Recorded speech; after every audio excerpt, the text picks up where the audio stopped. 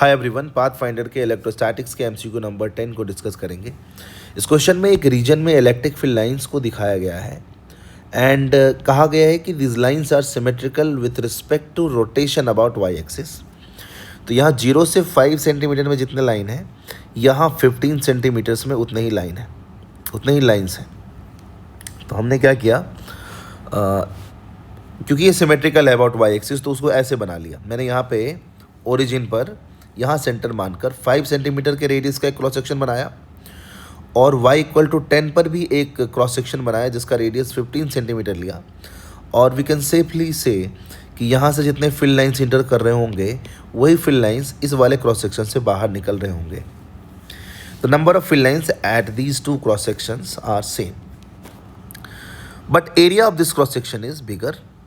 Therefore यहाँ का electric field जो है थोड़ा वीक होगा as compare to electric field at this cross section, क्योंकि हम जानते हैं electric field is proportional to density of field lines. ठीक है, अब यहीं से आप क्वेश्चन को सॉल्व कर सकते हैं। चलिए आगे क्या दिया हुआ है एक बार पढ़ लेते हैं। A charge particle stage in equilibrium at point 0,10, यानी इस पॉइंट पर एक चार्ज पार्टिकल है, मैंने उसको Q2 लिख दिया है, वो इक्विलिब्रियम में है।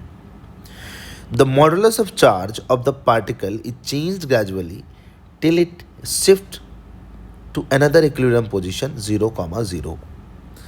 इस चार्ज के मैग्नीट्यूड को बदल दिया, स्लोली बदला, तो उसका इक्विलिब्रियम पोजीशन शिफ्ट होते होते कहाँ आ गया, अल्टीमेटली ओरिजिन पे आ गया। तो हमसे यही पूछा गया है कि what is fractional change in the charge modulus. Equilibrium में कैसे है चार्ज, एक इलेक्ट्रोस्टैटिक फोर्स है और नीचे उसका वेट है। उसके वेट के बारे में तो क्वेश्चन में कुछ मेंशन है ही नहीं, तो वेट तो उसका सेम ही रहा होगा, ग्रेविटी हर जगह सेम ही होगा। तो यहाँ पर भी जब वो चार्ज पार्टिकल आया तो उसका वेट तो mg लग रहा है। तो डाउनवर्ड फोर्स दोनों जगह पे सेम है, यानी अपवर्ड फोर्स भी दोनों जगह पर सेम ही होगा।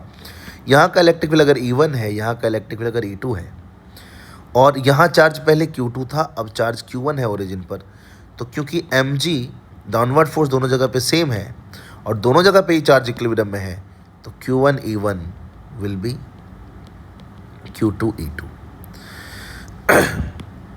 and electric field is proportional to density of field lines, that is number of lines per unit area।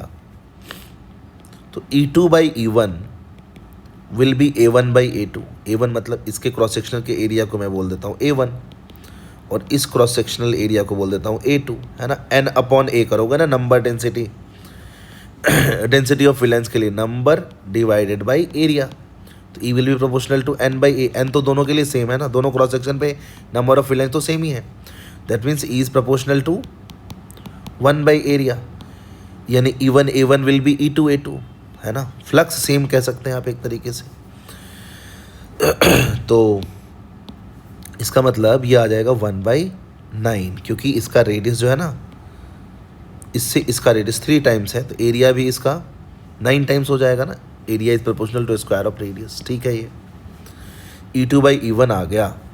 इसका मतलब Q1 बाई Q2 आ जाएगा 1/9,